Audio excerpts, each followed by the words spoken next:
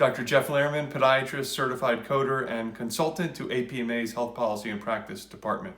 Recording this video on March 17, and I'm giving the date because things are changing so quickly.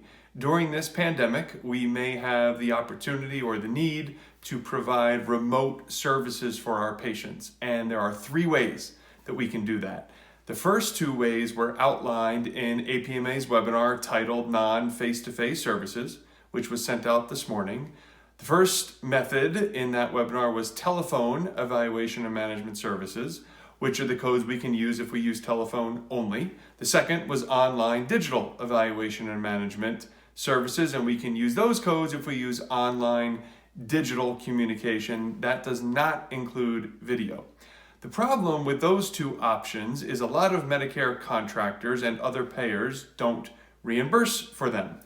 Today, March 17, we had a major announcement from Medicare, and that announcement from Medicare was that we can now, during this emergency, during the length of this pandemic and as long as the crisis lasts, we can now use our regular office evaluation and management codes that we are accustomed to when providing those services remotely. So we can use 99201 through 99205 and 99212 through 99215 when providing those services remotely, meaning we can be anywhere and the patient can be anywhere if we use a tool to communicate that provides interactive audio and video and allows for real-time communication between both us and the patient.